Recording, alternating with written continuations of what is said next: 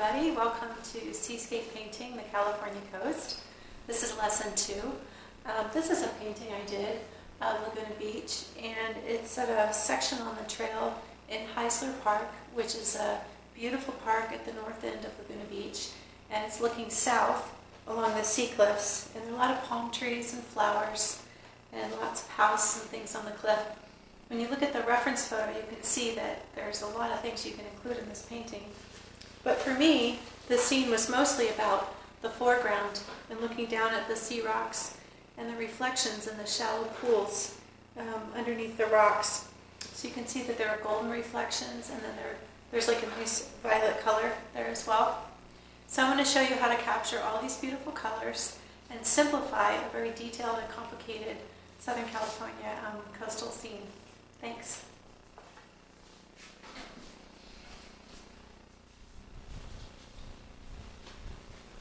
I'm going to tone my canvas.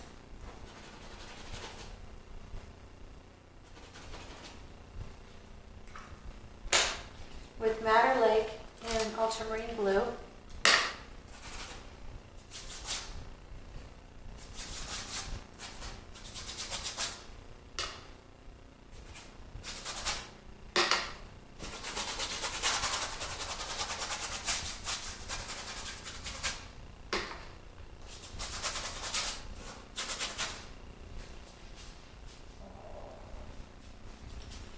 I've completed the tone of ultramarine and Madder Lake, and now I'm going to start the drawing. So I'm going to end the painting right there.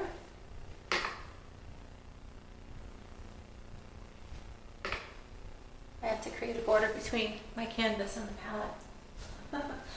Okay, so there's this big, gorgeous sea rock right in the front. So I'm drawing with the same color that I toned with. And there's a sea cliff here.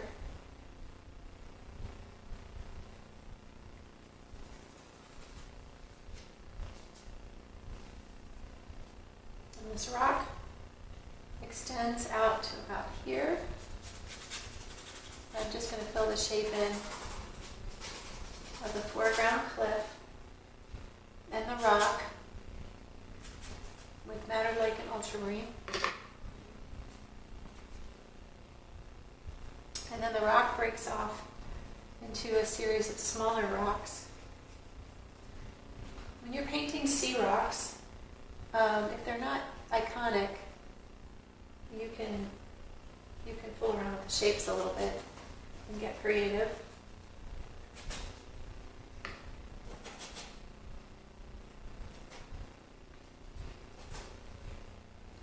So the rocks move out to sea. They eventually divide the canvas, but I'm going to leave an opening here on purpose. Oh, there's that rock. And the beach in the foreground, in the photograph, it goes out at an angle like this, but I'm going to make mine swing around like that. So this is going to be sand, and this will be rocks and water in the foreground here. And I'm doing that because it makes this little sandy area more inviting. And in this painting, you've got this view looking down into the rocks.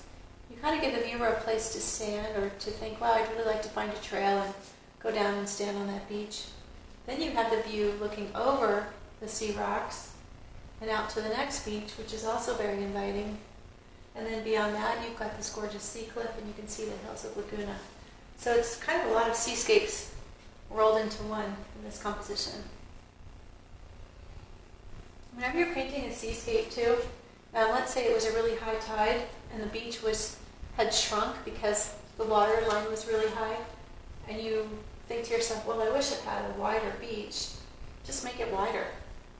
It won't be wrong, because some days the water line or where the waves reach the sand might be all the way out to here, and other days it's up here, and other days it's up here. So you can take liberties like that, creative liberties, and still be right.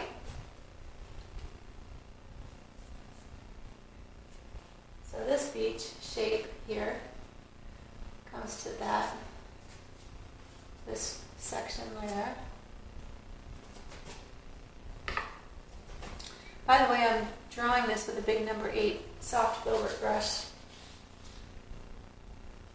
because I'm doing lines, but I'm also filling in some of the shapes with paint. So we've got this nice cliff out here. So this painting is divided into thirds. So I've got the beach, the cliffs, and this beach in the in the left third. And at the right side of the middle third, I'm going to have the distant sea cliff end, like that. Make sure you don't make your sea cliff too tall. You want to leave enough room to put some of these pretty palm trees up here.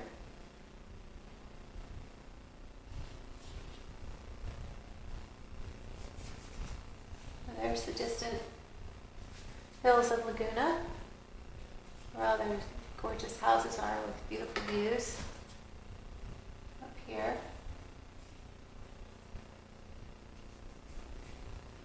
And then beyond this sea cliff, there's the other beach, and that's Main Beach, Laguna.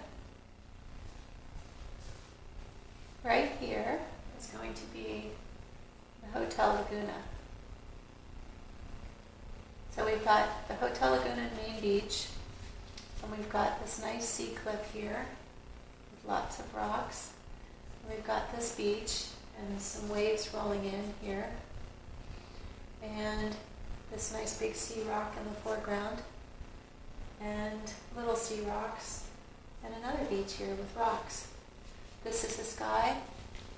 These are the hills of Laguna Beach with lots of houses and things on them that I'm going to show you how to paint in a very simplified way.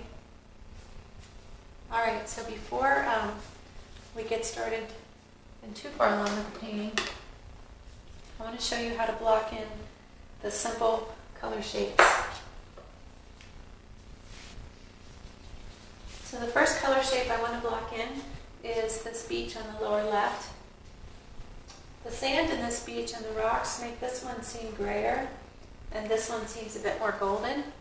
So I'm going to start with yellow ochre, ultramarine blue. I need to get a sticker brush.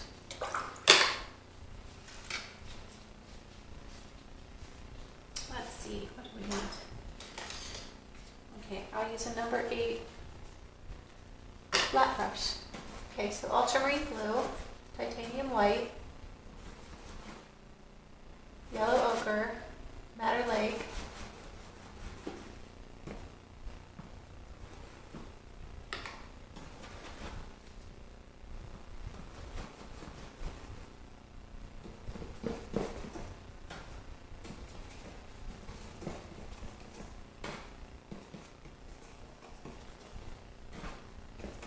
filling in this color shape here.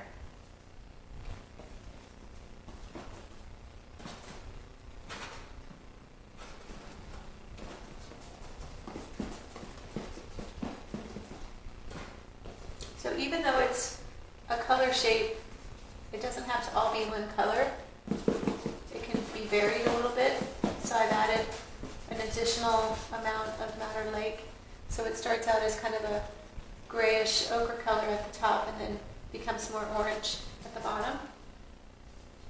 And while I have this color on my brush, I want to put in the other color shapes that are similar, like this beach and the sea cliff. So the next beach over, I want it to be a little lighter and a little more yellow. So I'm adding cadmium yellow medium and titanium white to the same mixture. Putting in this nice beach.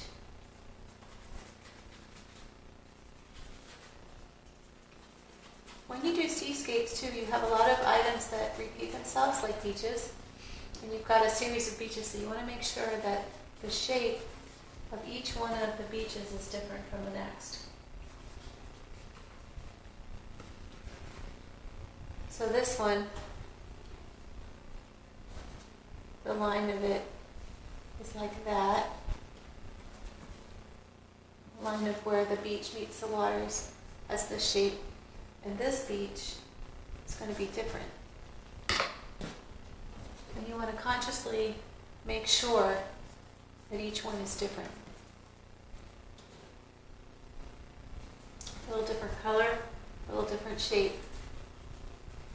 So colors get grayer as they go back in space, typically. Values get lighter, lines flatten out, edges get softer, and so on. So when you're painting something like this where you have a foreground, middle ground, and a background, you want to make sure that you apply those tools and make the adjustments, because you're compressing miles of coastline into a small painting. And to make it read as if it has depth, you need to apply those rules. So colors get grayer as they go back in space, values get lighter, lines flatten out, and edges get softer. So the next value shape I want to block in is the cliff. But I'm going to make the cliff darker, so I'm going to use burnt sienna, or transparent oxide red, ultramarine blue, and madder lake. And the reason I'm making it darker is because the sea cliff has crevices in it, and the crevices are darker. And then the other part of the sea cliff, which I think is clay, is lighter. So I'm going to paint the lighter sections over the dark mixture of this brown and ultramarine blue and madder lake.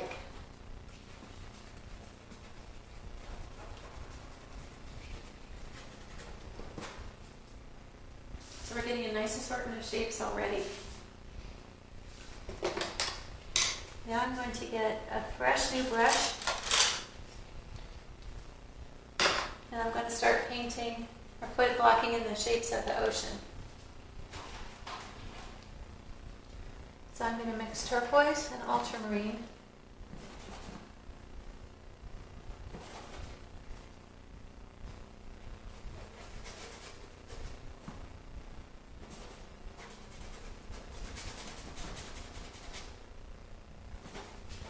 Remember, this isn't the final painting, this is just blocking in the color shapes. So we're going to refine the colors and layer the paint to build this painting.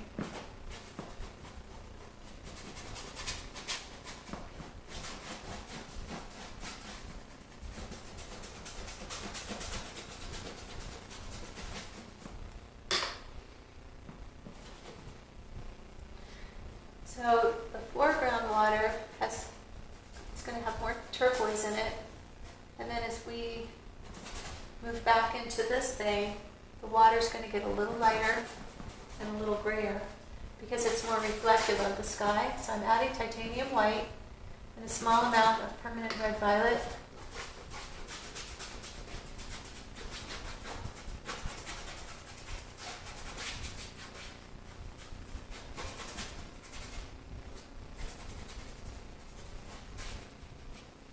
And then the bay beyond it is cooler still.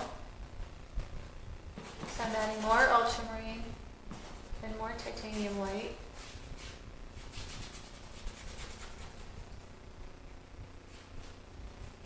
To this bay back here. So I'm standing back now to just take in the shapes and see how they're working together.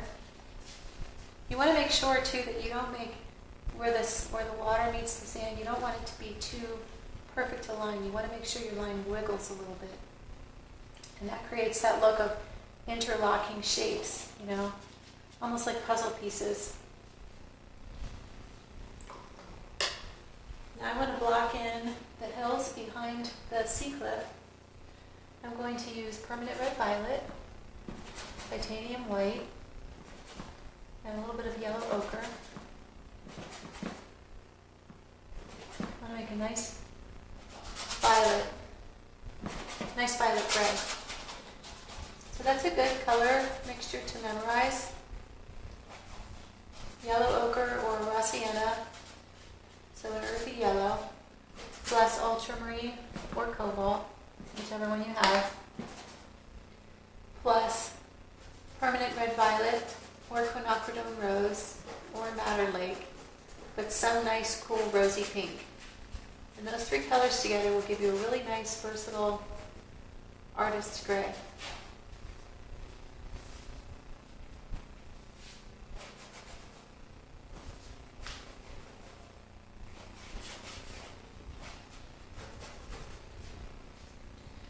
Now this hill back here has a bit more green on it, so I'm going to add turquoise and yellow ochre to this mixture.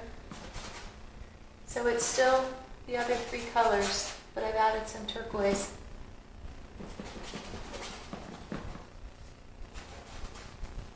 And yellow ochre.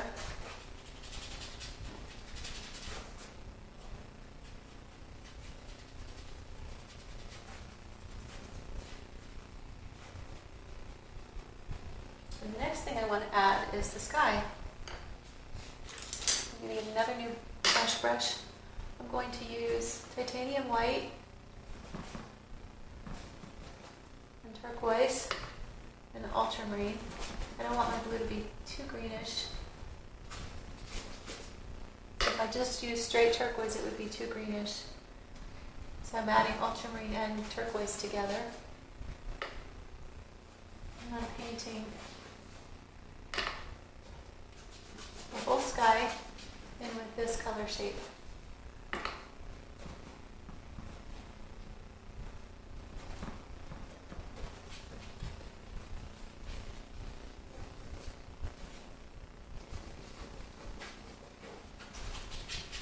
So the sky should always be the lightest color shape in your whole painting.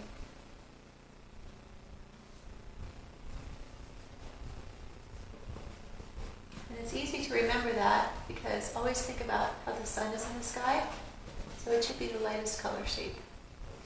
And it doesn't mean you won't have lighter marks and brush strokes in the details of the painting and the whole landscape. But the biggest overall color shape should be the sky.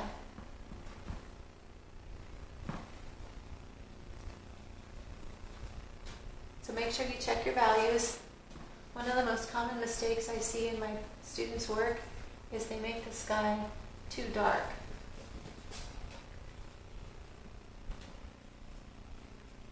I want to make sure my ridge isn't too straight. I want it to be, bumpy and lumpy. So I'm just shaping it a little bit, working this light blue over the hillside.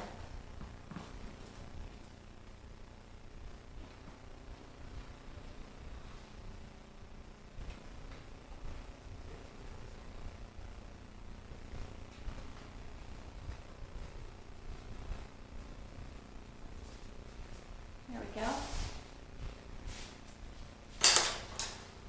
I'm going to also lock in this beach, main beach, with yellow ochre and titanium white.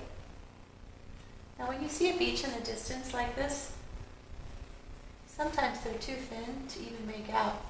You know it's a famous beach or a place that you have nice memories or something, try to make it a little bit bigger. It's always more inviting that way.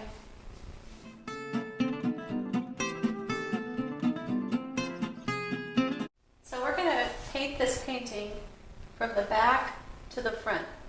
So we're going to complete the furthest things away from the viewer first. The reason we're going to do this is because these palm trees are in the middle ground, but they overlap the background. And so we need to get that painted first, and then we can paint the palm trees over it.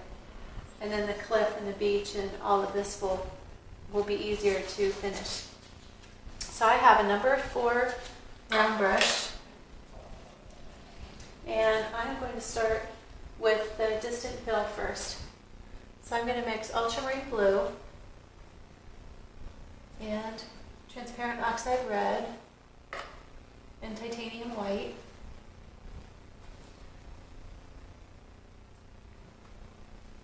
And I'm going to create some nice dark lines to show where the hills have, where they have little valleys back here, or gullies.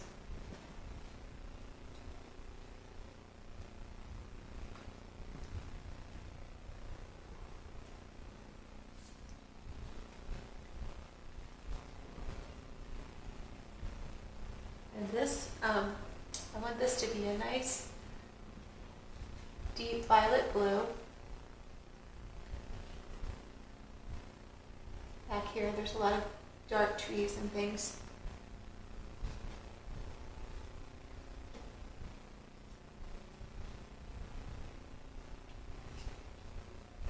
And this hill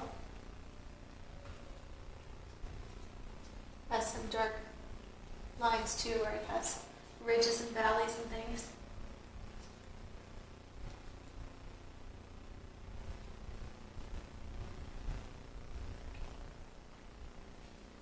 Okay, so there's that. And now the hills have lighter areas too, so I'm going to pick up titanium white and turquoise and raw sienna to make a nice light greenish gray. I'm going to add some yellow to it too. I'm going to add some cadmium lemon.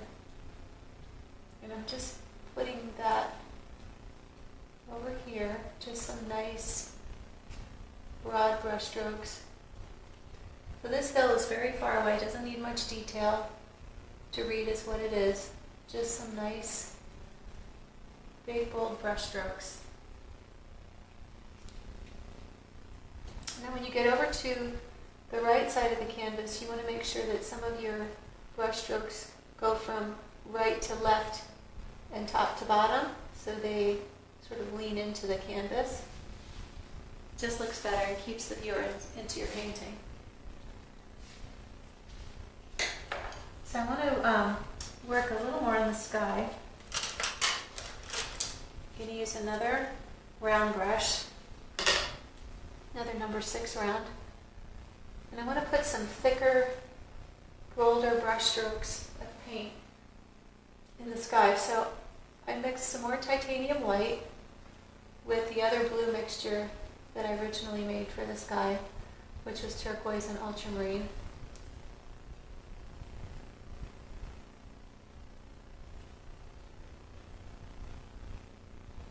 And I just want some big, beautiful brush strokes. And when you have a sky that's blue, it doesn't have any clouds in it, to make it interesting, you can make some big, bold brush strokes, paint the paint in a way that's sort of impasto. So impasto means the paint is thick enough that you can see the brush strokes, almost like sculpture.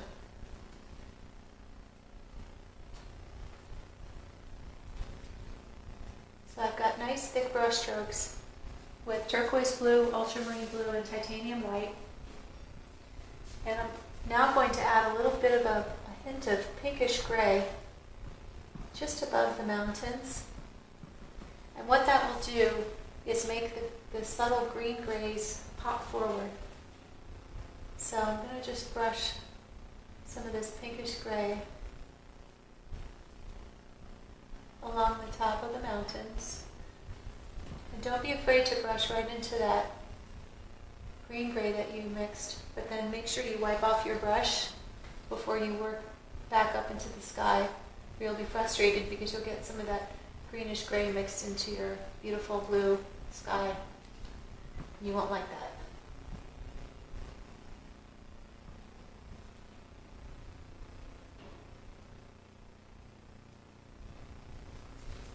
I'm also doing this because I'm thinking ahead that I want to have my palm trees really pop. And whenever you have a little bit of red or pink in the background, anything green comes forward.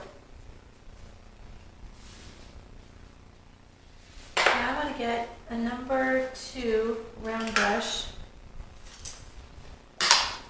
I'm going to mix some cadmium red light and titanium white.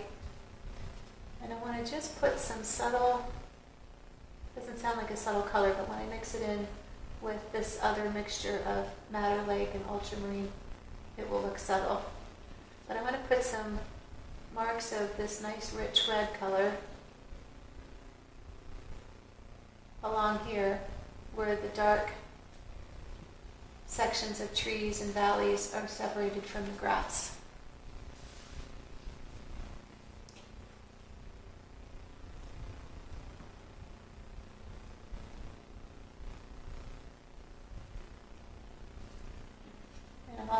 put some underneath the darks, where the other ridge with the houses on it is going to be.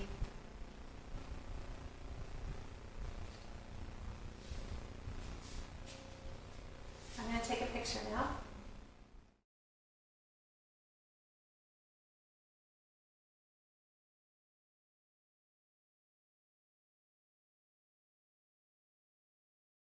Now we'll work on this hill with all the houses. So we've got the nice, cool violet that's pinkish, and now we're going to add some other layers. So we're going to have some blue mixed with ultramarine blue mixed with Madder Lake and titanium white, and we're going to add some brush strokes of that, but thicker than the underpainting.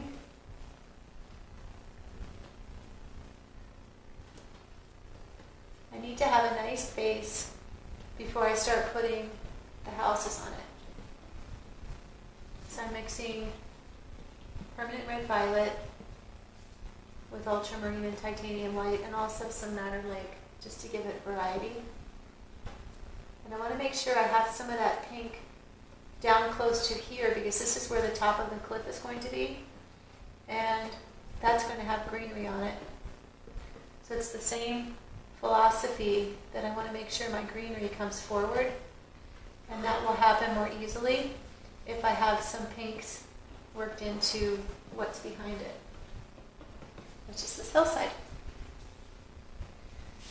Now in this hillside, I'm going to get a number 2 round brush, and we're going to start making some brush strokes to indicate houses.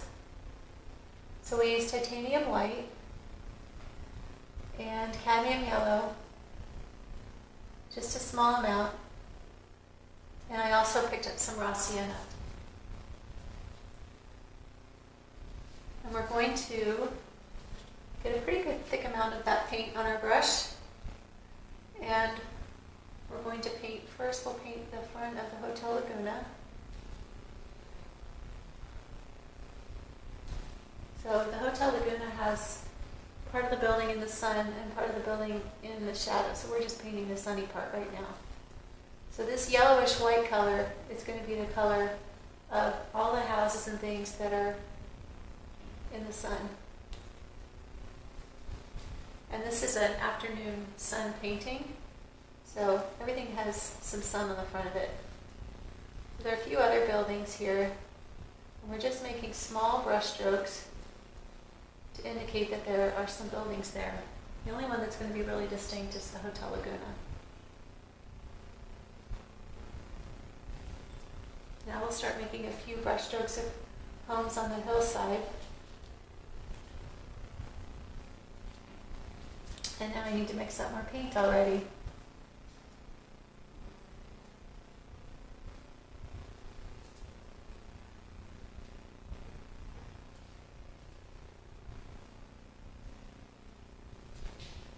So I'm just making lines like this. I'm painting horizontal lines. Some of them I'm pushing my brush in kind of hard so it digs up the paint, and others I'm just sort of laying the paint on top very lightly. I want to have a variety of edges, and it's very pretty. I'm going to show you a picture in a minute because I'll stop and take a picture, but the edges are very pretty where these light yellow brush strokes pick up the pink behind them. And this isn't an exact thing. It's not painted, of course, so somebody can pick out their house on the hillside and say, oh, I used to live there. But it's just done to give the impression that there are a lot of buildings up on that hillside. That's all we're trying to show. So notice I'm making the brush strokes for the houses a little bit bigger on the left side because this hill is closer to us than that one.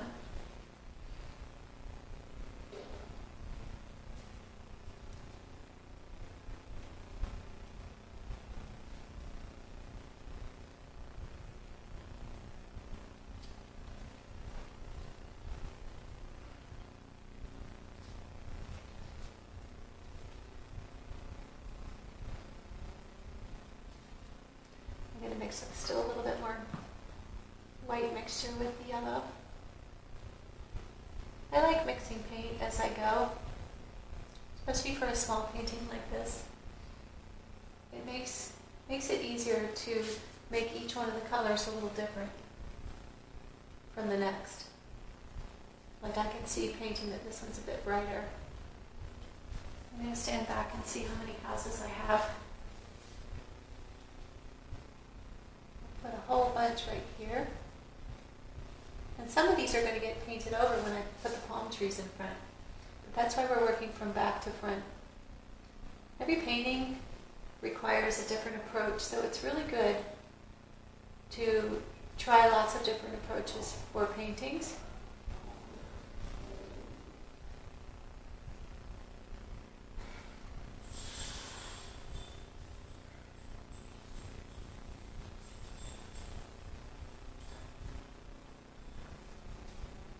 Now at the top of the hill, there are also some small trees. And before I go on further, I'm going to make a mixture of ultramarine blue, raw sienna, and a little bit of madder lake. And I just want to make a few small trees at the top of this hill.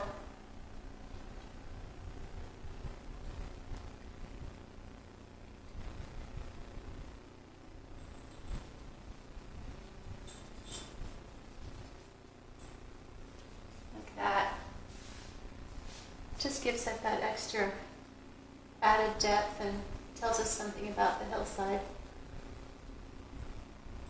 Showing the scale of those small trees gives us an idea of how far away it is. And I'm also going to paint some trees in and around these houses.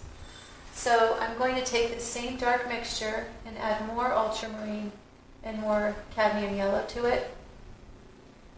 And I'm going to use the same brush, and I'm going to go right up next to one of these yellowish white marks. And I'm going to just kind of roll my brush over to make that greenish gray circle next to it. Kind of like there's a tree there. Okay, I'm going to mix up some more cadmium yellow, ultramarine, and a little madder lake.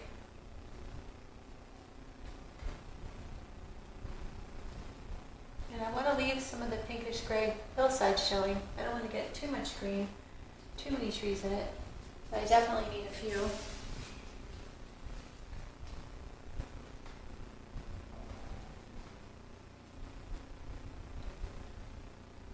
And I'm going to put some around the Hotel Laguna also.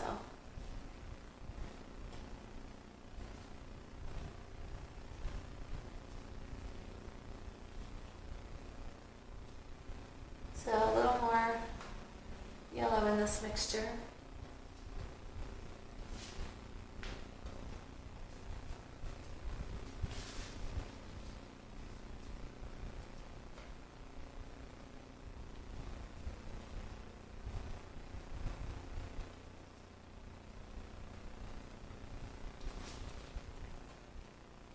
Now when I say we're working back to front, it doesn't mean that the back has to be completely done. It just has to be mostly done.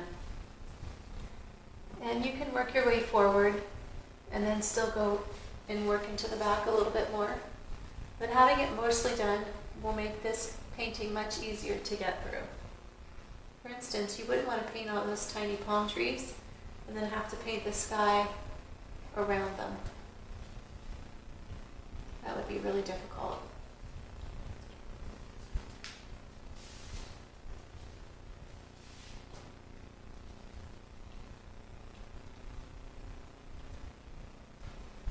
Now I'm going to pick up a new brush.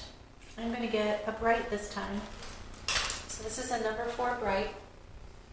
And so all of the areas where you can see the houses in the sun have a yellowish white front. And the sides of the houses where they're in shadow are bluish gray. So I mixed ultramarine blue, titanium white, and madder lake, and a tiny amount of raw sienna, and I'm going to use my flat brush, and I'm going to paint first the side of the Hotel Laguna, right there. And then I'm going to go throughout the painting wherever I see a building that has some of that yellowish white. On the left side of that building, never on the right, only on the left side, because that's how the light and shadow is in this painting. I'm painting a little bluish gray brush stroke.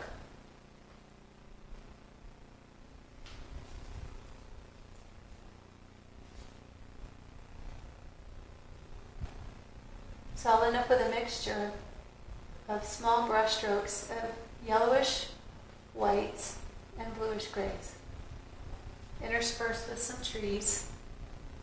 And we're going to put a few other colors in there too. And all of a sudden, it starts to look like we have buildings on the hill. Isn't that fun? I'm going to mix up a little bit more of this bright yellow-white. Just want to put a couple more spots of thicker, brighter paint here and there, like there. I'm putting it on really thick. Just a few spots. I want the houses to look really bright and shiny.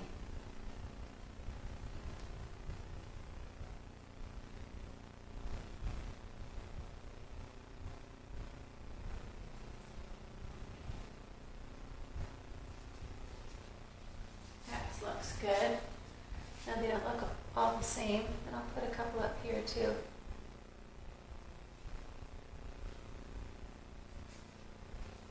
I'm going to take a picture now.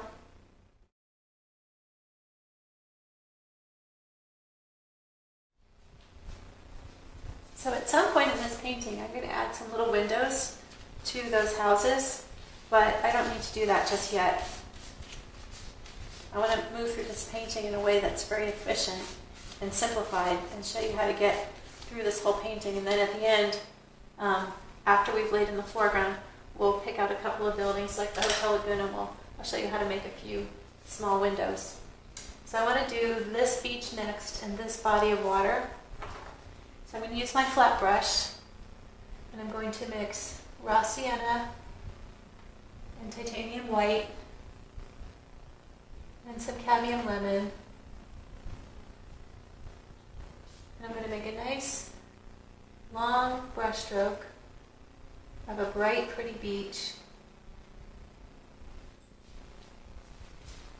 So I'm making this nice, long, straight beach. So lines flatten out as they go back in space. If you were in a helicopter, for instance, and you were flying over Main Beach wouldn't look straight. It would have a curve. But for the sake of painting and perspective, just always remember that lines flatten out as they go back in space. And what that means to you as an artist is that this beach you're looking down on has this sort of line, but if it was a far distance away, it would just look straight and flat. I hope that makes sense.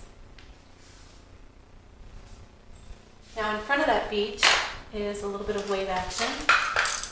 So I'm going to get another brush here. This is a little bit softer brush. I'm going to get titanium white.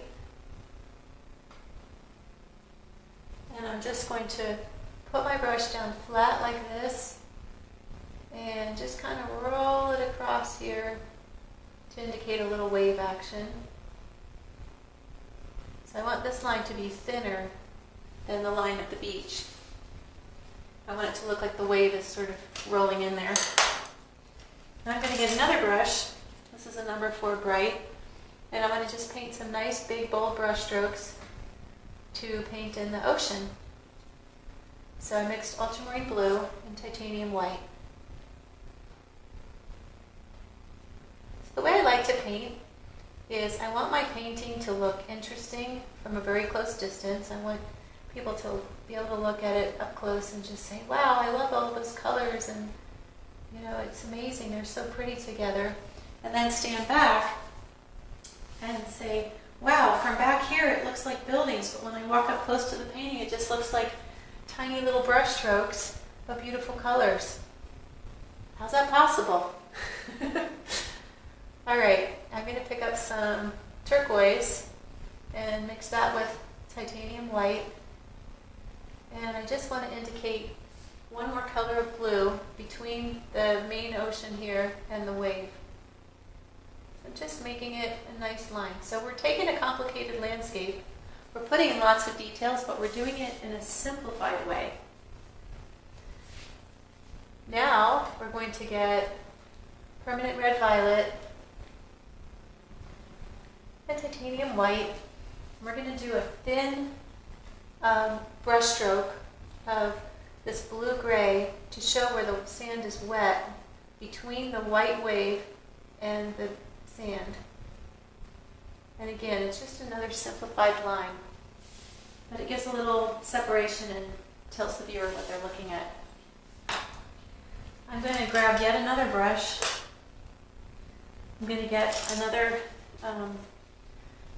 bright. I have to have lots of brushes so I can not waste your time cleaning brushes, but just get through this painting quickly. You don't need this many brushes, but I do because I'm the teacher. So I'm mixing titanium white, cadmium yellow medium, and ultramarine blue.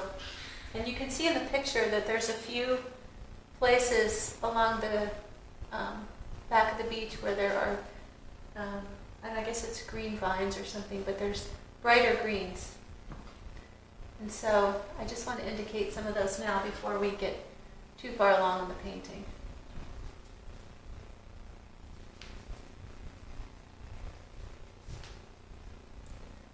Now under those, I want to have a little bit of a red line just to give some separation, kind of like we did up here. So I use cadmium red light and titanium white, and I'm not doing a line, but I'm just doing a few small brush strokes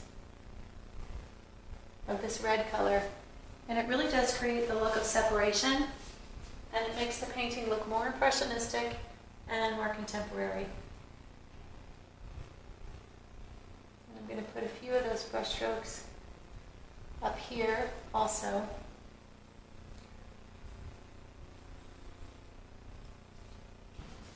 Back here in the hillside. And remember I said we're going to put a couple of extra colors back there. I think I'll also put a couple spots of bright turquoise blue. I see them in the picture. I'm not sure what they are. Probably just reflective windows or something.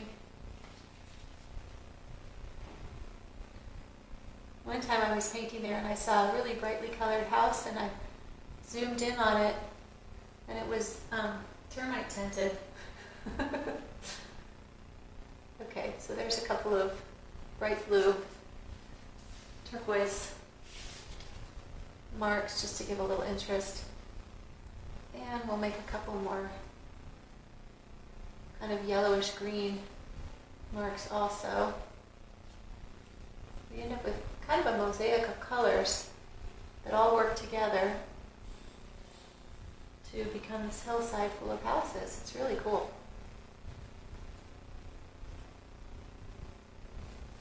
Okay, so that's enough of that for now. Let me take a picture.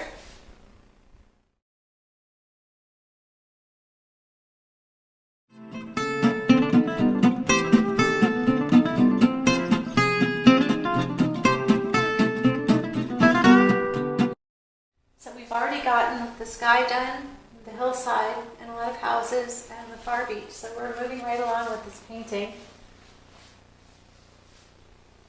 I'm able to paint it fast because I painted it so many times. And so be patient with yourself if this is your first time painting this beach or even approaching it with this method. So now I want to paint some of the greenery on the sea cliff.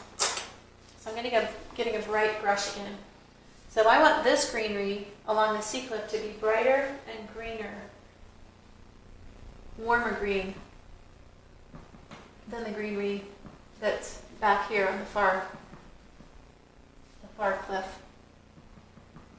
So I've mixed ultramarine blue, titanium white, cadmium yellow medium, and a little bit of turquoise. And I've got a nice flat brush here. And I'm just going to roll in some nice bright green brush strokes.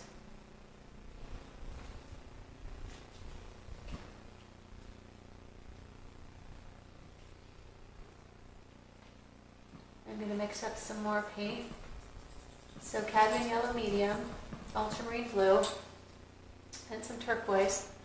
So some of the greenery is along the top of the cliff, and some of it cascades down the face of the cliff. Now I'm going to mix some cadmium lemon in with the same green mixture. I want all my greens to be slightly different from each other. But you see how making these greens brighter and more luminous brings them forward already? The combination of that and the other colors being grayed down really helps these move forward and gives our painting depth. So that's a little bit of an atmospheric perspective lesson.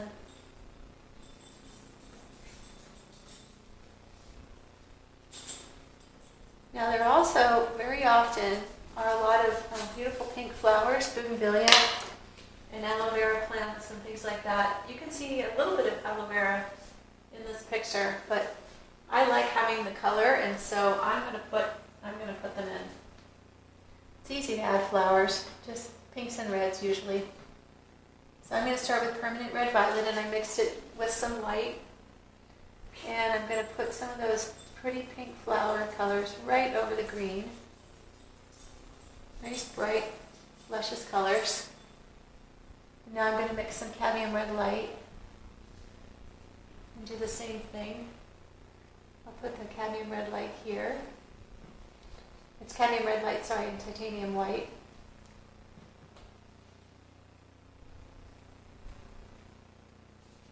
I don't want to overdo it, but I definitely want some color in there.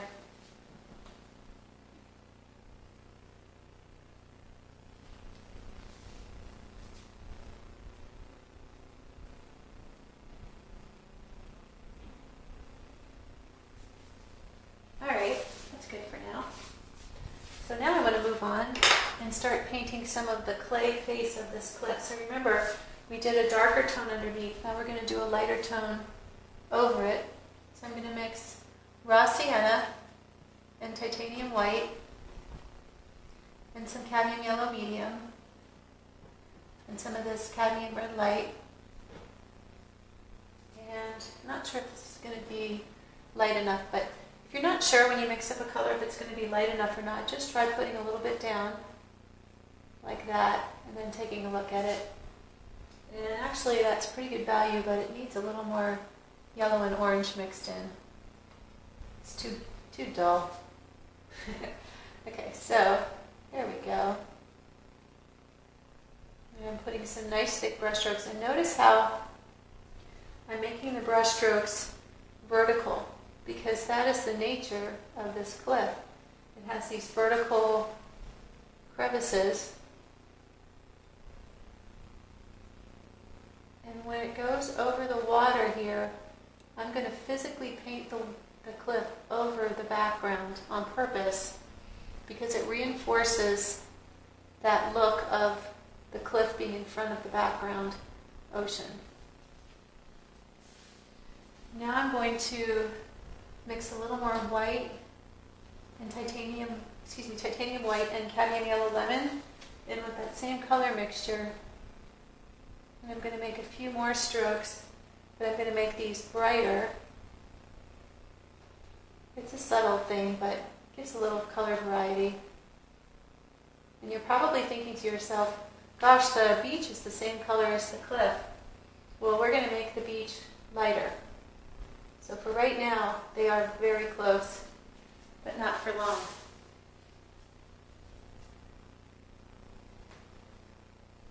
So more titanium white and lemon. And there's another beach back here, right at the base of this cliff. It's very small, but we're going to put it in. And it's also brighter than the cliff.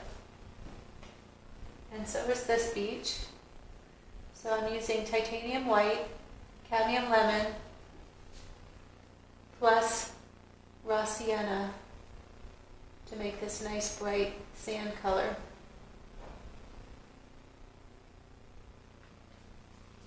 On the beach there. So horizontal spaces are usually lighter than verticals. So there isn't a whole lot of difference between the cliff and the beach, but there is a difference. And one of the differences is values, and the beach is lighter. And that's typical if it's the same thing. Now, if it was a lava black sand beach or something, then the beach is going to be darker if it's up against a gray cliff. But usually beaches have some of the cliff color. If it's a beach below a cliff, they usually have some of the cliff color in them because a lot of the cliff is eroded down into the beach.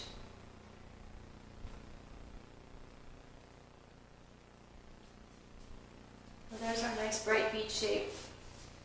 And I'm going to add kind of a pinkish border between where the beach meets the water. And I'm doing that because I've already got some, and I'm blending it too, because I've already got some ultramarine blue in there, and I know if I blend in some of this pink, it will make the sand look like it's wet sand and give a nice transition into the water, which we haven't painted yet, but we will pretty soon.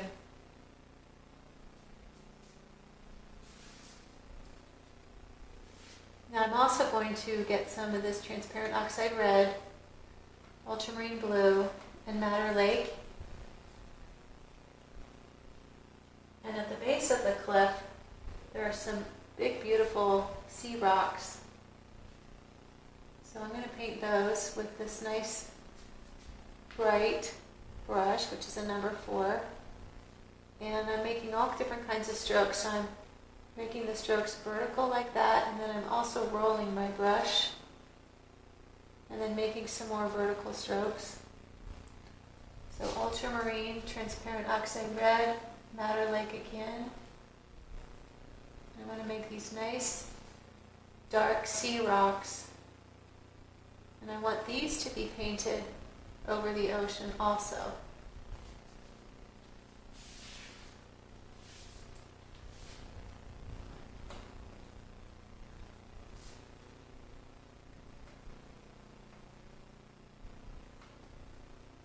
Now these sea rocks also go all the way back to the cliff. And by the way, I'm going to paint some white water coming through here so this black line doesn't divide the canvas, but I'm going to do that at a later point, not just yet. Just wanted to tell you that ahead of time. So I'm going to put these nice dark rocks right at the bottom of the cliff.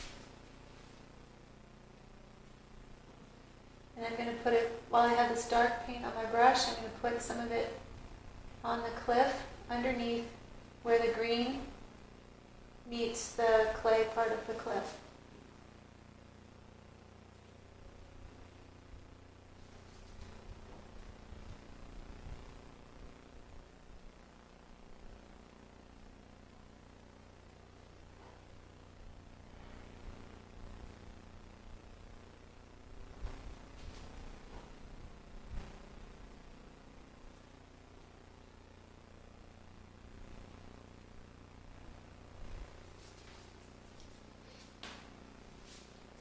And lastly, while I've got this nice dark mixture on my brush, I'm going to just put a few lines, texture lines on the beach like this.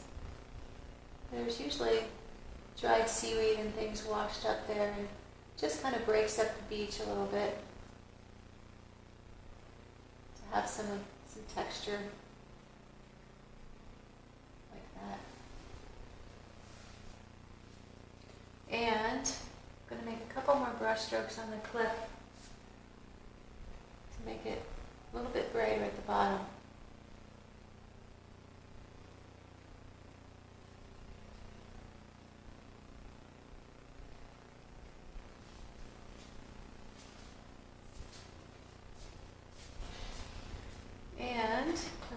use a little bit of this cadmium red light and make a few brush strokes of cliff color, but with a hint of red in them. All right, so now I want to paint this body of water. And so I am going to use a flat brush this time, a number 6. And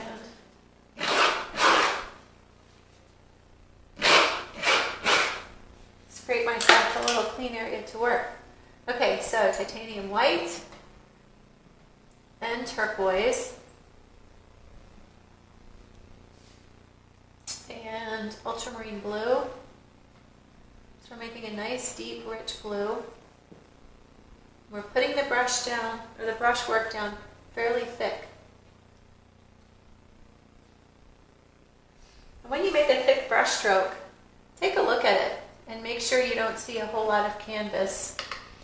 If you do, it means there's a couple of solutions. You can either use more medium, or you can put a little bit of paint thinner in with your paint. Or if you're using Cobra paints, I'm using Cobra solvent-free oils today, I can dip my brush in water and put a little water in. Or you can put some extra layers of gesso on your canvas before you start painting, thereby making your canvas smoother and less likely to have texture marks showing. Sometimes you want those texture marks, and other times they just make your painting look like you didn't use enough paint. So I'm going to use a little more color now. I've picked up some cadmium yellow plus the turquoise. I want to get some green. I'm also going to get some cadmium lemon with the turquoise. I'm going to get some brighter turquoise greens in the water here. Laguna Beach is so beautiful. It has a lot of different colors in the water. There's rocks and seaweed, and some of the beaches even have different colors of sand. It's a really pretty place. And here's some nice deep turquoise. So I'm using almost straight turquoise.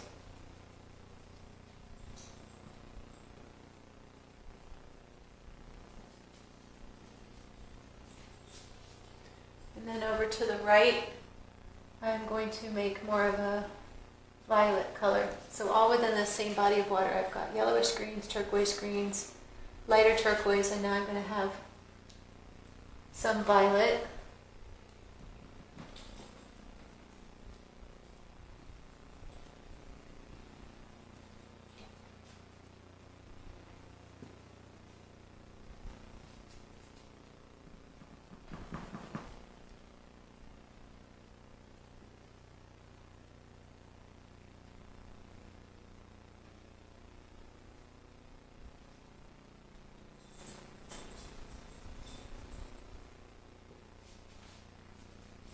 So the water's a bit blended. I think I want to go over it and make a few more bold strokes.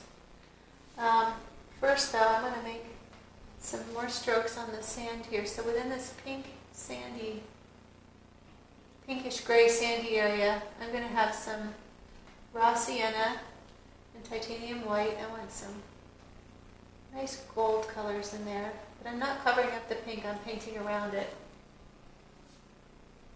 And within the water, I want to make some little marks of gold, only because I know that sometimes the cliffs reflect into the water.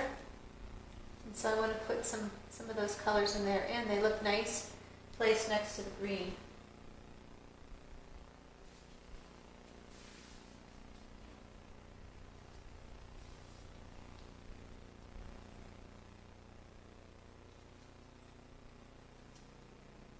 I don't want to overdo that, just a little bit. Now I want to take my number 2 round, and I want to get ultramarine blue and white, and I want to make some fun, playful lines along the beach here, between the water and the sand. Just nice, bright lines of blue.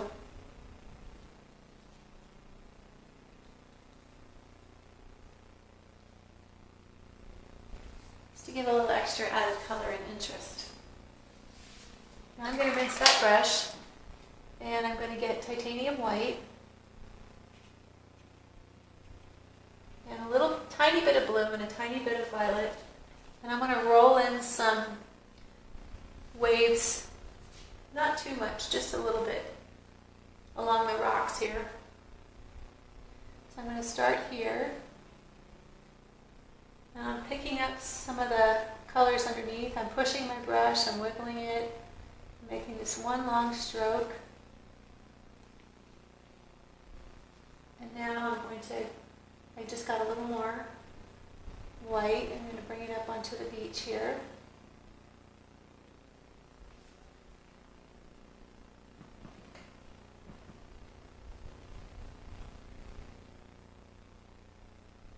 I'm going to go around these rocks.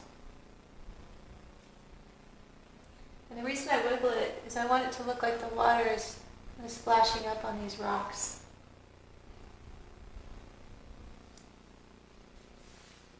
Remember, I told you we're going to break up that shape.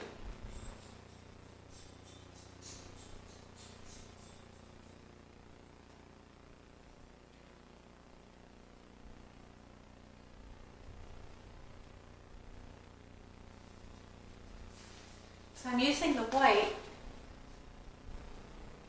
to add motion, and water splashes up over the dry sand, over the wet sand, and so you've got to have these colors underneath.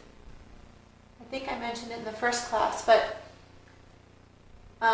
when you paint the ocean, you want to paint it from the bottom up. So the white is what goes on last, because that's the sea foam or the waves or something like that. When you paint wet on wet, you need to have a nice base layer of colors that you can dig into with your white paint. So you create different textures and different layers and different colors of white as it picks up and moves around in the wet paint. Picks up the colors underneath and takes on some of that color. Then you end up with a really nice variety of colors of white. You get pastel colors, rich colors, and the look of movement.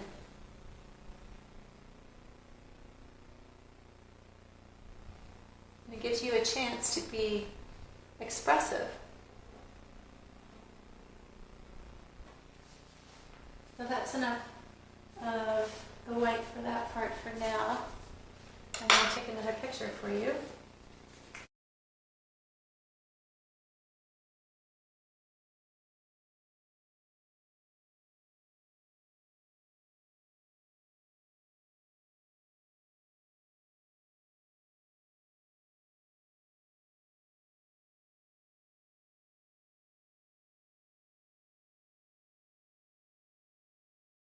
Okay, so the next thing I want to do is put in this sea cliff right here in the foreground. So I am going to get I've got a nice new round brush. Okay, so I've got a number 6 round, and I'm going to mix raw sienna and titanium white and some cadmium lemon. And I'm going to roll my brush down like that. I'm going to make some nice, beautiful, warm, glowing, golden Southern California sun sea cliffs.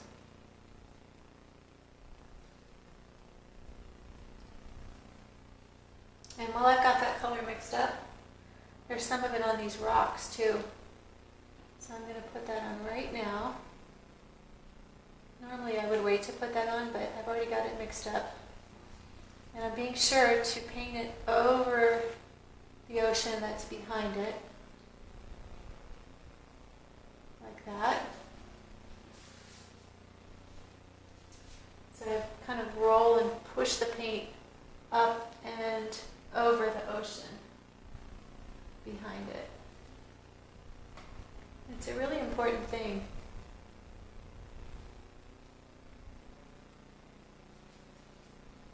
Okay, so I've got that used up.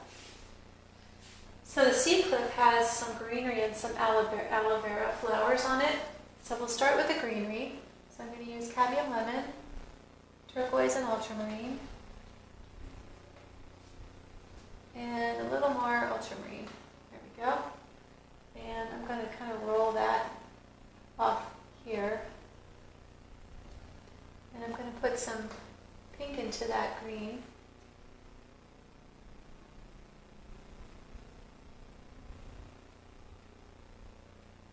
And then I'm going to make some aloe vera blossoms growing right out of the foreground cliff. But before I do that, I want to finish the rocks down here, the water, and the beach. And then we'll go through, I'm going to paint the aloe vera blossoms and the palm trees. And then we'll add some other finishing touches. So I'm going to mix ultramarine blue, transparent oxide red, and madder lake, and a really nice rich dark. And I'm going to put that under the rocks. So you can see the rocks in the foreground in the picture have a really dark bottom.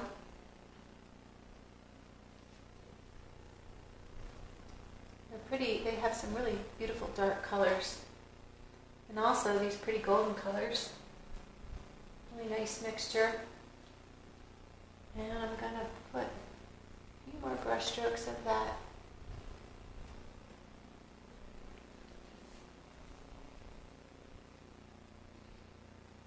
Here. Remember, this big section of rocks breaks off into some smaller rocks. Like that.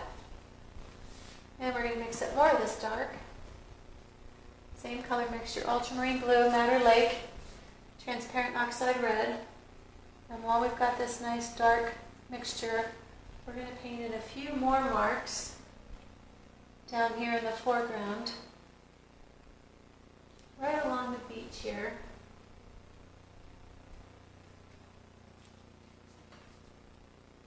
And some under the water. So this is where those reflective pools are, but we've got to have this dark base to work with before we can make the light reflections in between. So you want to make this kind of a zigzag pattern. You see how I'm making brush strokes from upper left to lower right, and then vice versa. Just trying to fill this in here with some interesting dark patterns.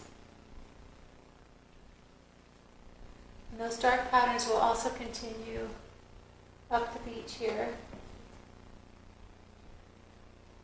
And you can drag some of that dark up into the sea cliff as well, where we put the pretty golden color. You can just kind of drag that up there and push the paint around a little bit. And you can soften some of the edges in the beach of these darks.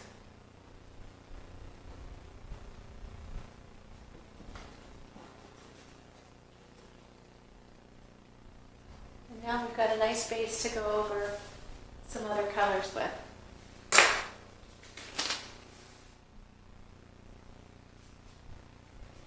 Okay, so first I want to paint in some of the colors on the beach. So I'm using my flat brush, and I'm going to mix titanium white and raw sienna. I'm going to put in some nice bright brush strokes, kind of working in between those dark strokes that I put in first, creating this beautiful sandy beach.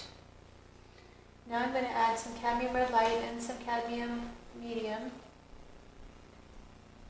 to that same mixture. So I'm making a little bit warmer sand. So this section of the beach is a mixture of big rocks, small rocks, sand. Sure, there's some shells, but we can't see them in this picture, but it's a little more like part beach and part tide pool. I'm going to mix some ultramarine blue in and some Madder Lake with that same color mixture. And I want to get some kind of pinkish gray colors down in this beach also.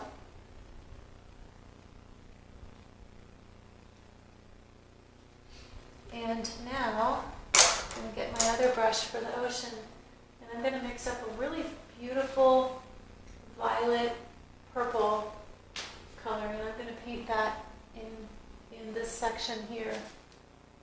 And then we're going to make some more rocks. So we've got titanium white, ultramarine blue, and permanent red violet.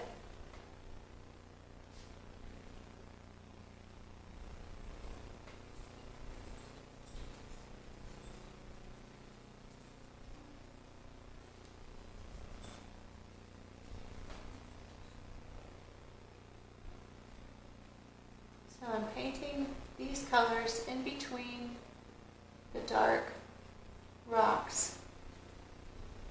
Now you want to make sure that these colors don't get too dirty, so when you paint them in between the dark rocks, sometimes you end up picking up some of that paint because it's still wet.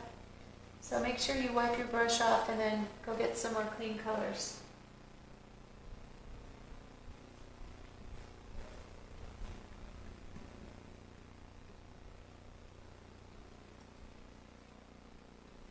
Putting that nice violet all the way across the bottom.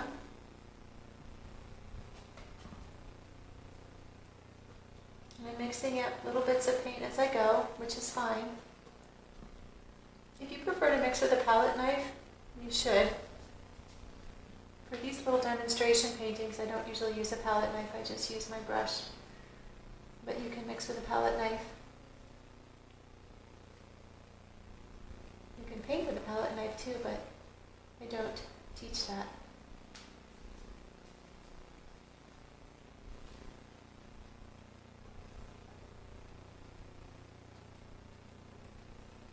So I'm getting this nice mixture in here.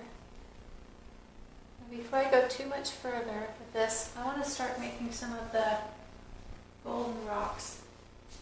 So I need to mix up some burnt, I keep saying burnt sienna, transparent oxide red, titanium white, and cadmium red light. Got a nice rich golden color here. I also added a tiny bit of cadmium yellow medium. So this rock has this nice rich golden brown color. And that's in between the gold part at the top and the really dark part that we added. And I'm going to put some of that brown color in the cliff also. And bring some of that golden brown rock color down in here.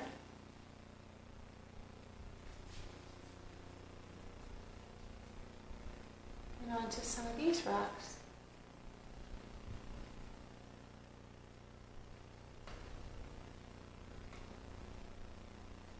So cadmium red, light, cadmium yellow medium, and some titanium white.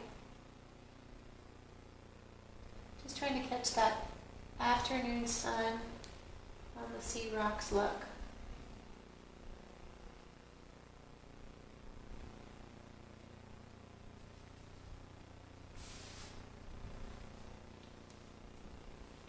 Okay, and some of the rocks down here, I put in these dark marks.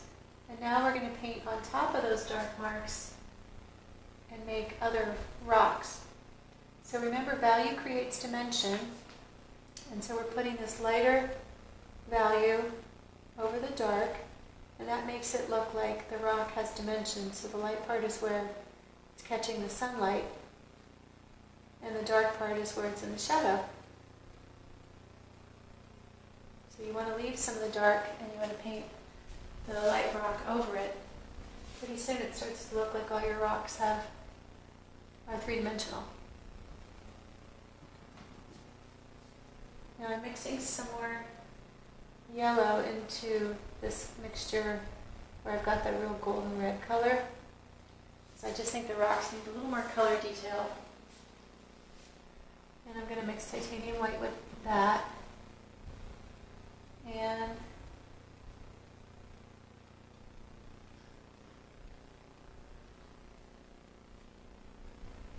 putting some of those rock colors down here.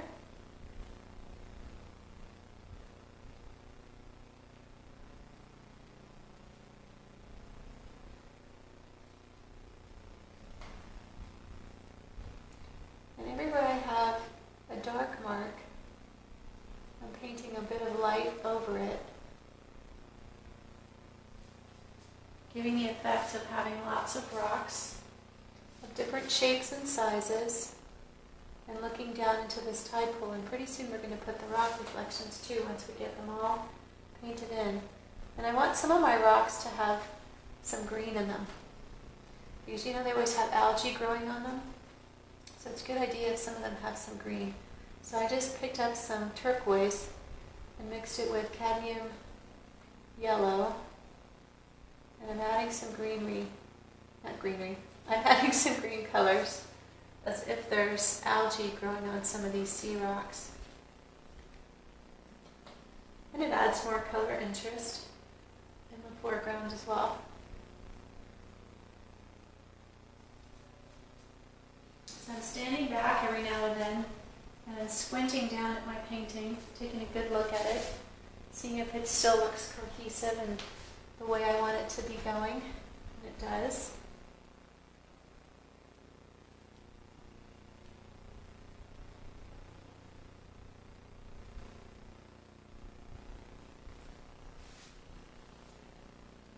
And I'm putting in a few more rocks here and there.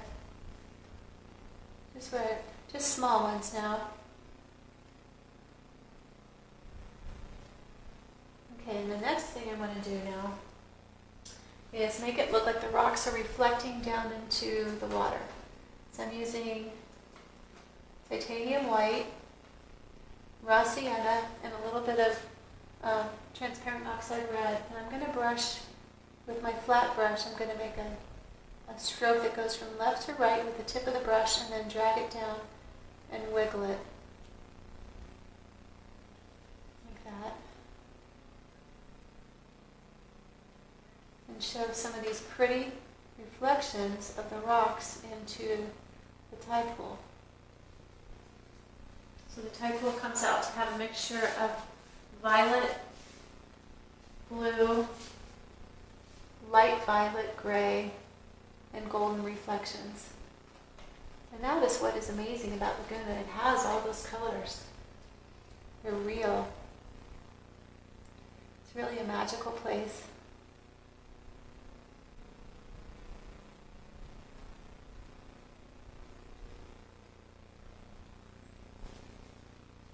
I'm going to take a picture so you can see where we are.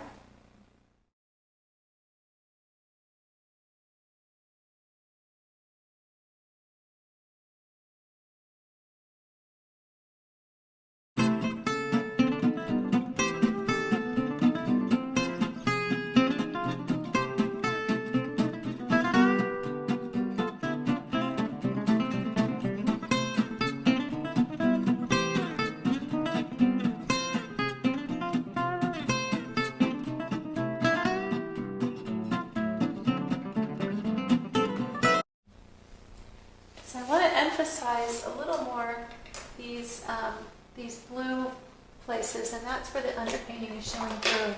But I want to brighten that paint a little bit. It looks too thin, and it'll look better if I brighten it a bit. So I'm using ultramarine blue and white. I'm just using a flat brush, and wherever I see that a little bit of blue underpainting showing through, I'm reinforcing it with some small brush strokes of ultramarine blue and titanium white.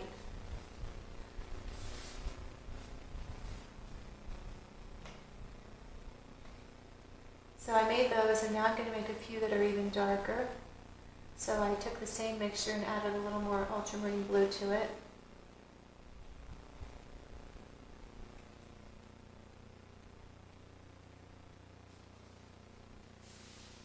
It also softens the edges between the soft violet reflections and the golden reflections. if you drag the paint down a little bit.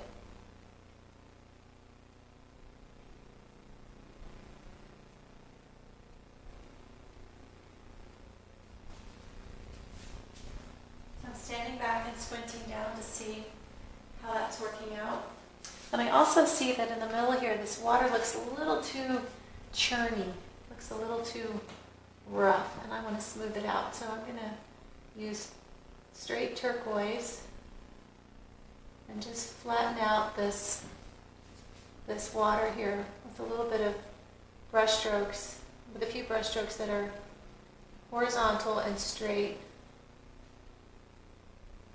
And I think it's nice to have the turquoise behind these rocks, since the water underneath of them is more violet.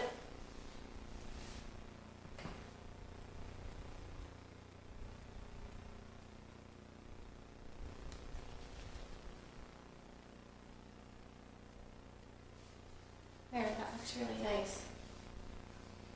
Yeah. I'm going to put another stroke of turquoise back here.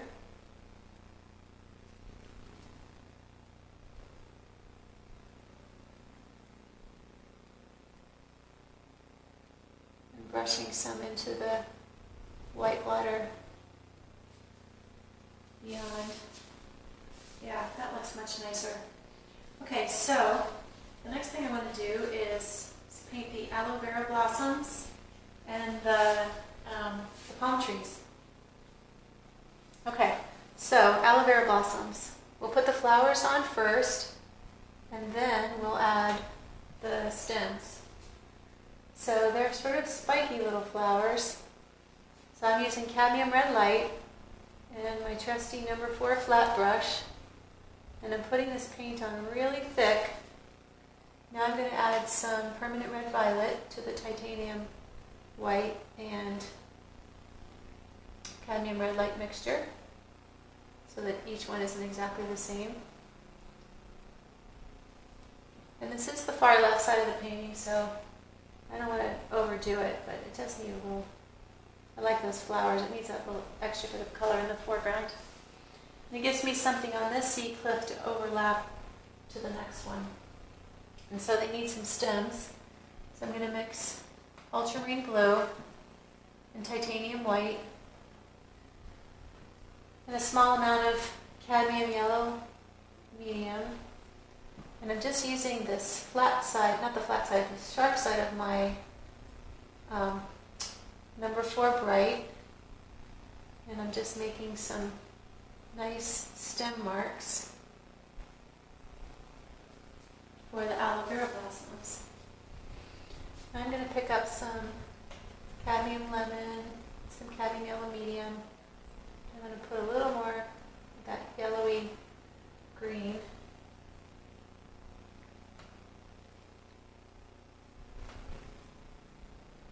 On the cliff.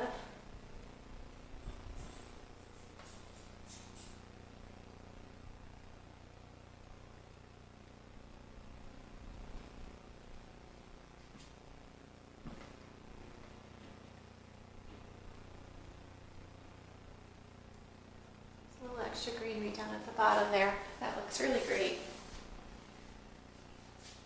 I'm also going to take a little bit of that green that I just mixed up and add some titanium white to it. And I'm going to put some right in the shallow area here. I saw some green there, and then I thought it looks pretty, but it needs just a little bit more. And I call this having a conversation with my painting. Sometimes when I see something in the painting that sort of cries out for more of that color or value or something like that. That's my term, having a conversation with my painting.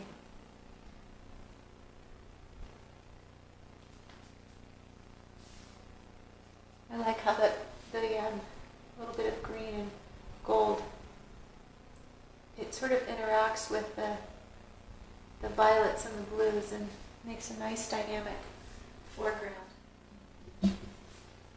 So the palm trees, when I paint these palm trees, I start with the palm fronds first, and I make like a little dark ball, and then I bring the green stems out, or the green them, the palm fronds out from them, and then I paint the trunk. So that's the order that I do palm trees. So I'm going to start with ultramarine blue and transparent oxide red. So that's sort of like a really dark green. And I'm going to mix some cadmium yellow in with it. Okay, so you want to make sure that they're at many different heights. So I just make a mark like this. There's one, and there's another one. And these have to be pretty dark to start with, because each one of those palm trees has a fairly dark center. And don't worry about painting over anything that you've done in the background. That's why we're painting this painting from the back to the front. So I'm going to mix up more of this dark green color.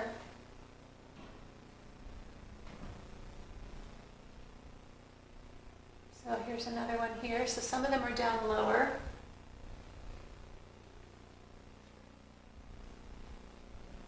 Some are right on the cliff, right in front of the cliff.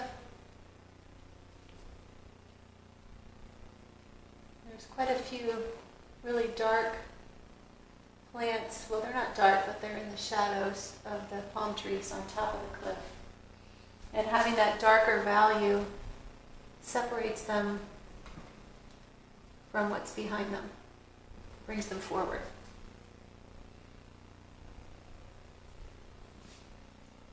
So I don't want to overdo the palm trees, but I want to have a good amount.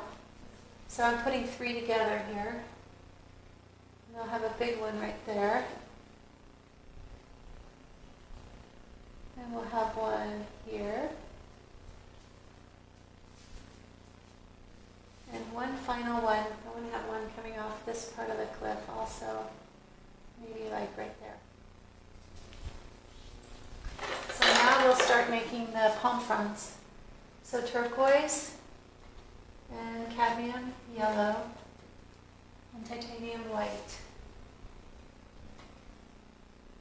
So I'm going to just make some pretty marks of palm fronds with my brush, coming out from the center. Okay. I'm going to get a smaller brush. I'm going to get my number 2 flat. And the one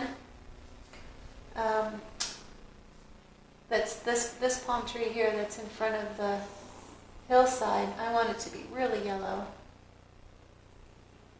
really warm. So I've added more cadmium yellow to that one.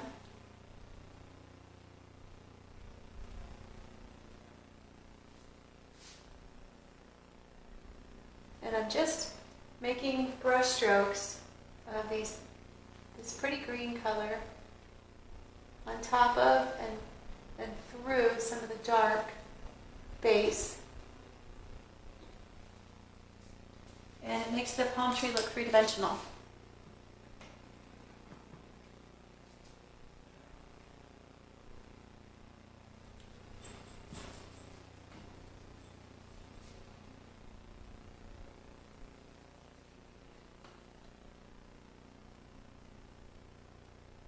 And you don't have to make them all the same. I mean, they are the same kind of palm trees, but you can vary the brightness of the greens from one palm tree to the next, if you want to.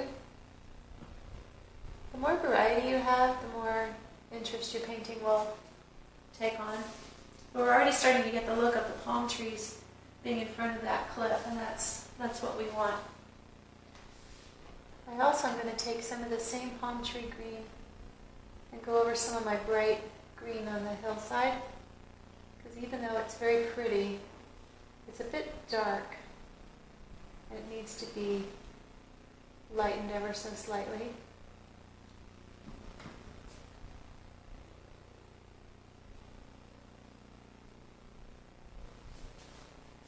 There we go. Now I'm going to do some of the palm tree trunks. I'm going to use my number 2 round. You can tell it's one of my favorite brushes. And I'm going to mix titanium white, ultramarine blue, Madder Lake, sienna. I'm going to make a nice gray brown color and do a palm tree trunk like that. Remember, the palm trees don't come out of the top of the cliff. The trunks actually come down through the greenery, and they come out at different places out of the greenery. Now, each one of those trunks also needs to have a light stroke, so it needs to be part of that dark mixture, and then you can put a light one over it. And that really makes them stand out.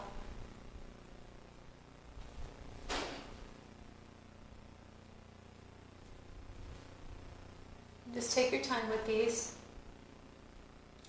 I find when I make palm tree trunks or anything that requires a pretty straight line, I do better if I make the line fast rather than make the line slow. Just seems to come out better. If I make the line too slow, it looks sort of wiggly and wobbly. It just doesn't look as good. You might want to try a few lines on a separate canvas or practice paper or something like that before you do them on your painting, especially when you're painting over wet paint like this. Might just boost your confidence to do that.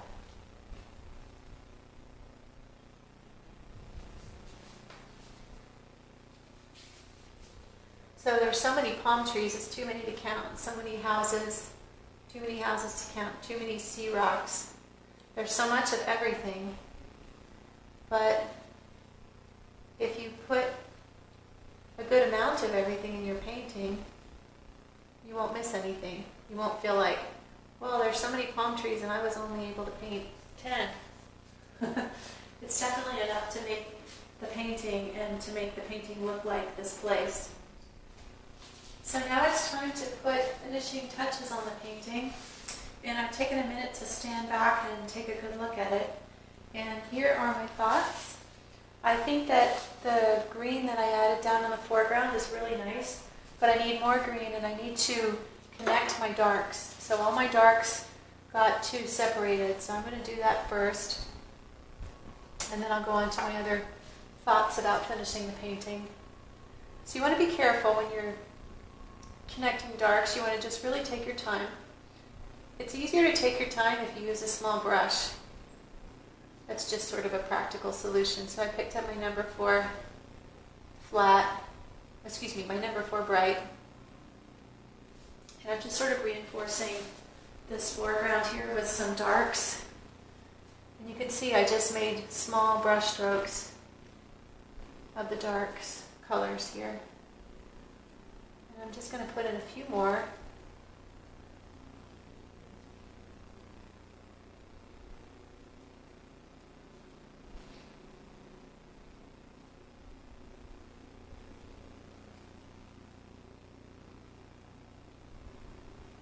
And even at the base of this cliff, I feel like that needs some more dark.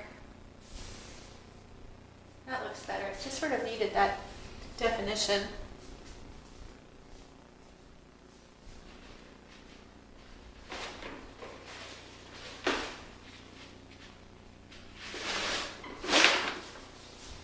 Now the sea rocks in the distance here, these I think need some more lights.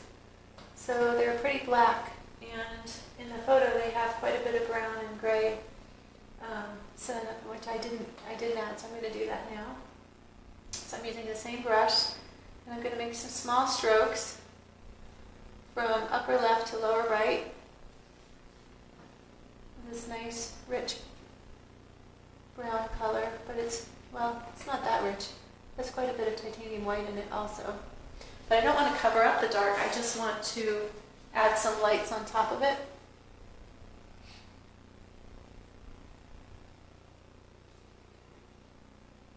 Like that. And that also pushes that coastline back. Pushes those rocks back.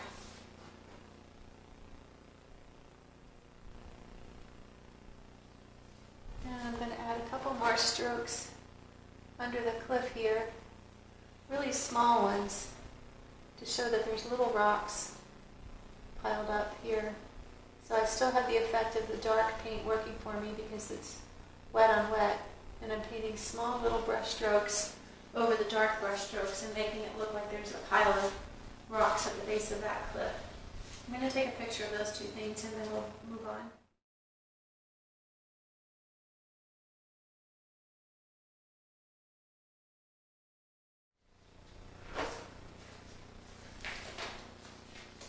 The other thing I want to do, this cliff in the foreground, I think it would benefit from having a bit more greenery on it. And so I'm going to mix up a nice warm green of ultramarine blue and cadmium yellow medium. And I'm just going to put a few strokes of that here at the base of it, above these streaks of brown in the cliff. See how that looks. I'm also going to put some more violet gray on the cliff. So I'm using Madder Lake ultramarine blue, titanium white, and raw sienna. And I just want to darken this here. I'd originally made it lighter, but it just doesn't look right. It's sort of taking my eye away from the center of the painting, which is what I want everyone to be looking at. So by darkening it, it makes the viewer go towards the middle and look at all of this and sort of see beyond the cliff. So I like that much better. And I'm going to make a couple of dark marks on the cliff as well. Give it a little bit of a crevice here. So I'm just putting the same dark that I was using down here.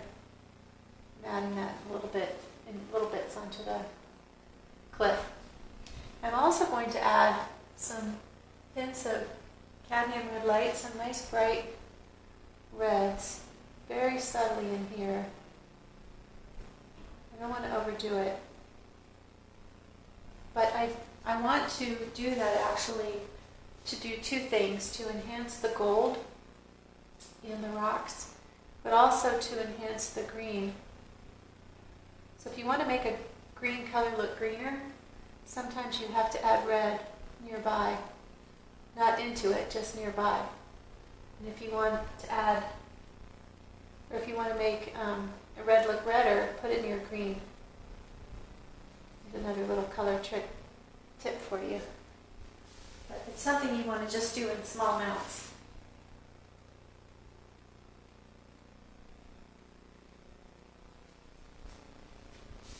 There, I think that's enough. And I also want to add some more of this pink. I really like this pink color in the flowers. So that's permanent red, violet, and white.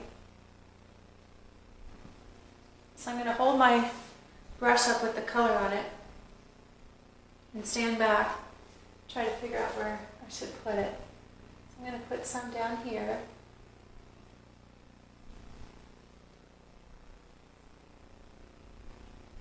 As if there's flowers growing in all this beautiful greenery, which many times there are. Oh, I really like that. I'm going to put some more. I'm going to put some over here. So make sure when you mix this color up that it's more of a pretty pink rather than a violet, because we have lots of violets down here.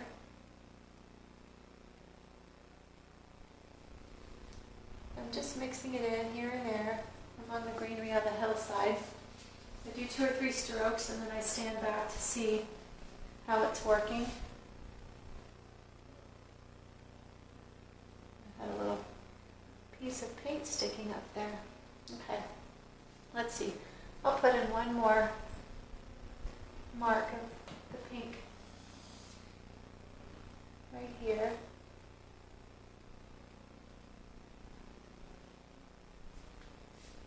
Oh, maybe 2. I'll put one here also.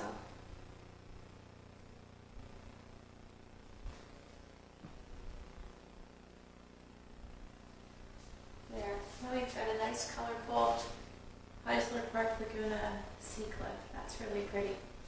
I'm also going to put some more warm yellows, but very subtle, down in this tidal pool area. Just a couple small strokes of yellow.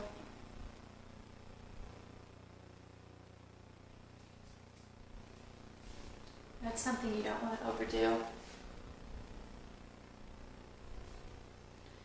And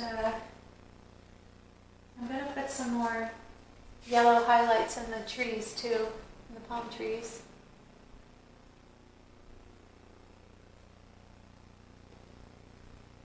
So I'm mixing cadmium yellow, lemon and medium plus white.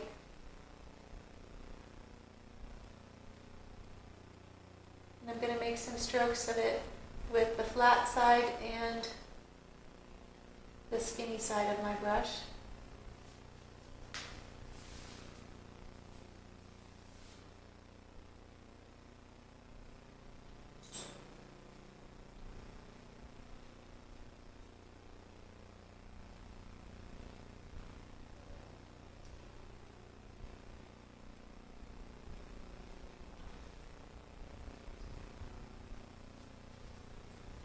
Oh, that looks nice. I'm also going to make some darker teal green to put into the hillside. So I'm mixing turquoise, ultramarine blue, and a very small amount of cadmium yellow. Just going to put a few small strokes of this pretty teal green. I just feel like the sea cliff needs a bit more detail in the foliage.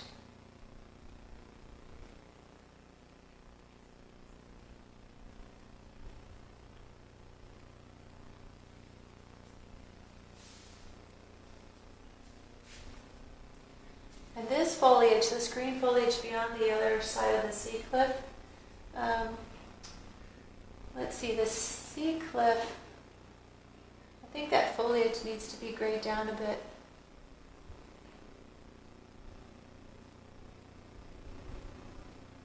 It's interfering. You can't tell if it's on top of the cliff or if it's part of the background, and we want to make sure it looks like part of the background. Another thing we need to do, I'm going to get my small, I guess I'll get my number 2 round brush. We need to put a few windows in the Hotel Laguna. I've already got some dark here. If you want to make a dark mixture, just use ultramarine, burnt sienna, and madder lake. And I'm just going to make some tiny little windows. You don't have to count them. Just make a couple of rows of windows.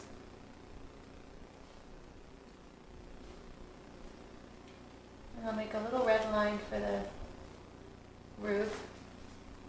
I'm going to take a picture now so you can see up close the details I've done.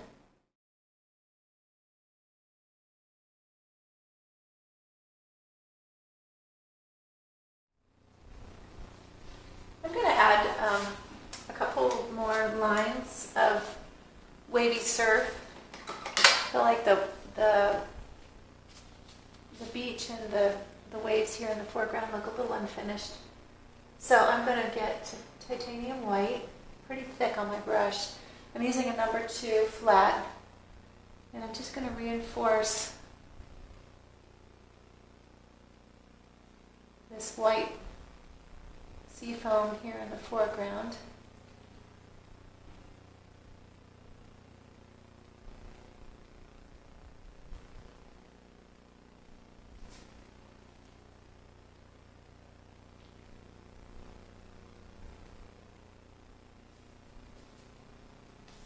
See how that looks.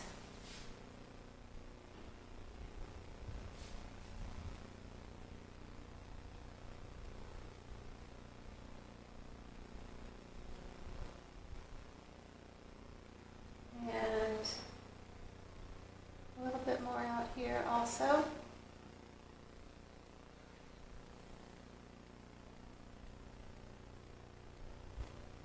And put some white in this section here to kind of make it look like the water's rolling in.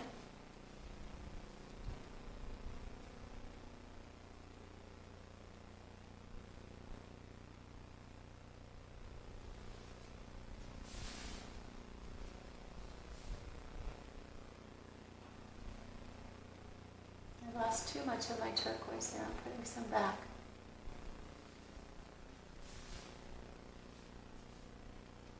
I don't actually like that. Sorry guys. I'm taking that white out. See, it's okay to make mistakes. You can fix them. Okay, so I'm going to put some of this white a little further back. I'm going to put some more back here.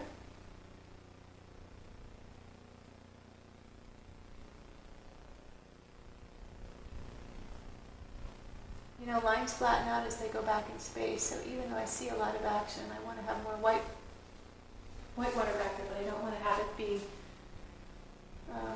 too wavy. I want my lines to be a little straighter. So create the motion of the water moving in towards the shore without it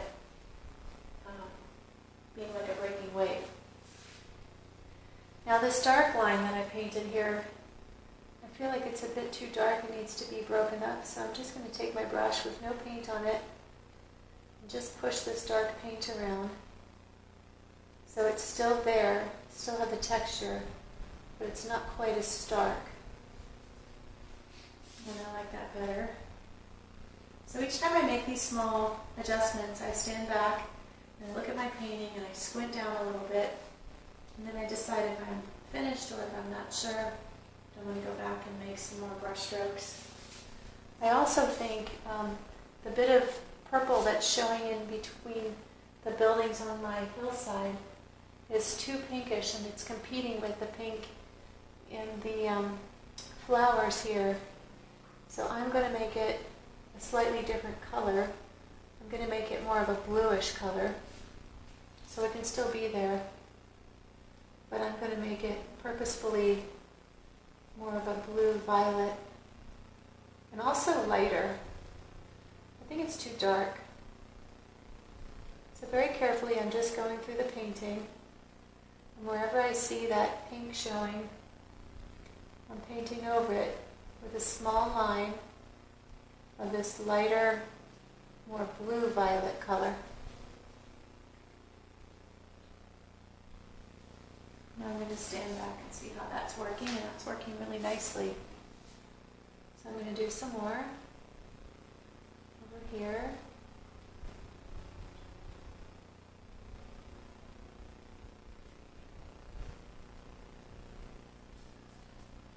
That looks really good. Yeah, that really helps the hillside in the distance move back. I'm also going to make a darker blue, violet, and I'm going to go along the hillside here and just make some more brush strokes just to give it some more character because it looks kind of unfinished.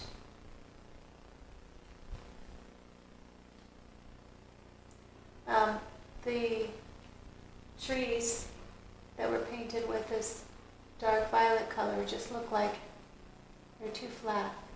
It just needs a little bit of texture.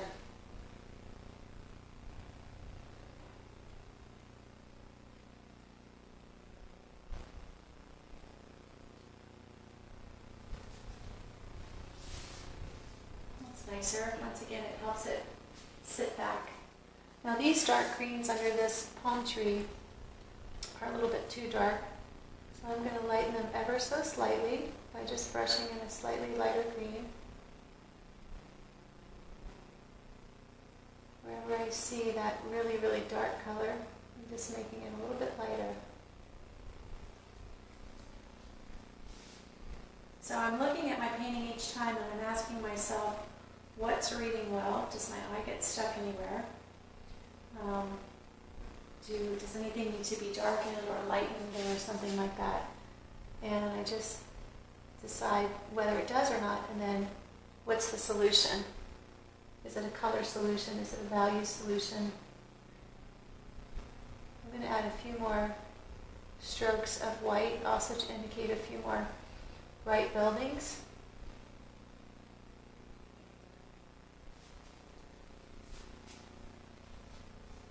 So So remember, I told you before, when the background is done, it doesn't mean you can't go back in and touch it up and add a few more brush strokes, because of course you can.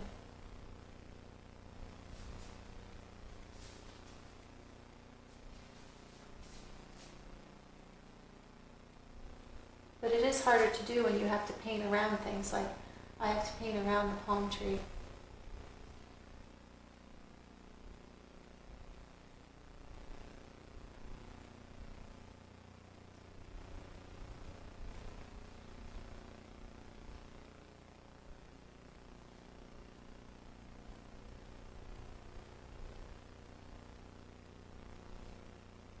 I'm putting a few more bright white buildings on this cliff also.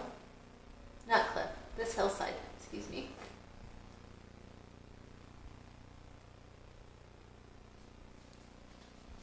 It's a lot harder to finish a painting than it is to start a painting, so be patient with yourself if you're finishing something.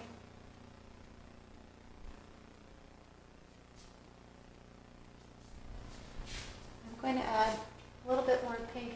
Where I made these red lines back here, I liked it at the time, but now I think they're too dark. So I'm adding some pink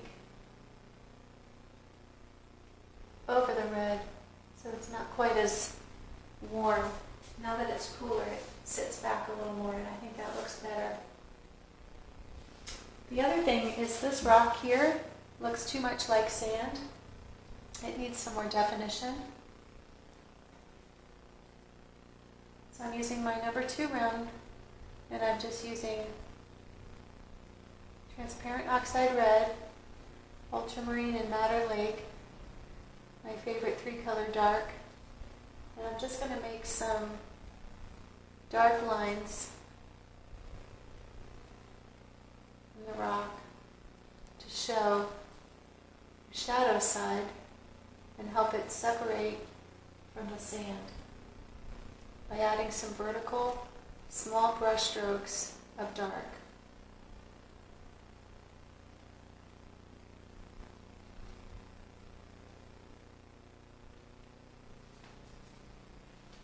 Oh, that made a big difference. Wow, that made a big difference.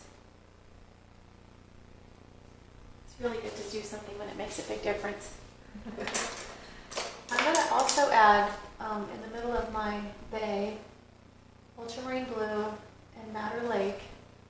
I want to add some dark blue in here just to show that there's some seaweed or rocks or something underneath. The water's too much the same color, I think, for Laguna.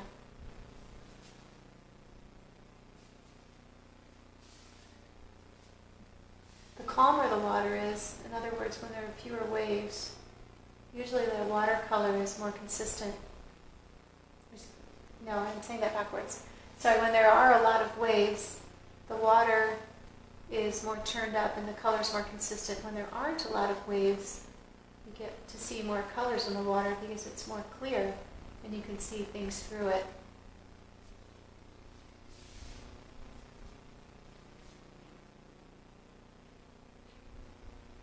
When I get towards the end of a painting, sometimes words don't come easily because I'm so involved in the visual process.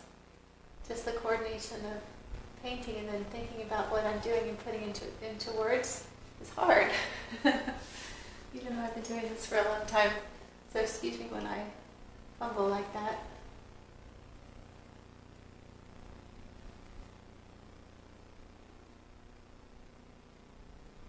You want to be careful because you don't want your water to get dirty looking, but I just wanted to create a little bit of some things floating underneath the waves.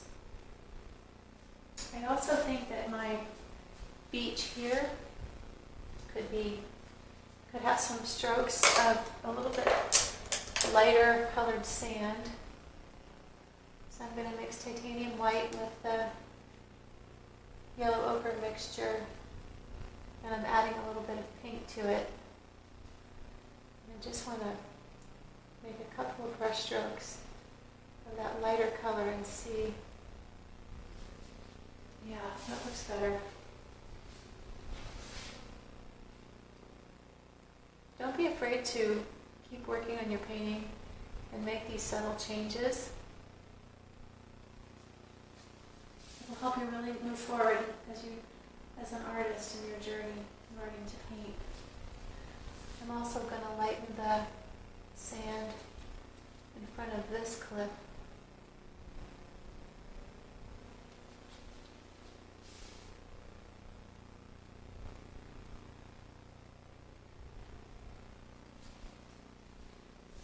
And put a couple of yellowish highlights on these rocks.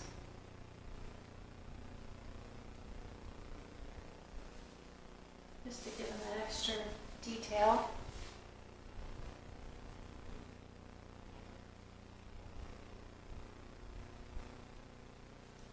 Make them more interesting. Oh, that's so pretty.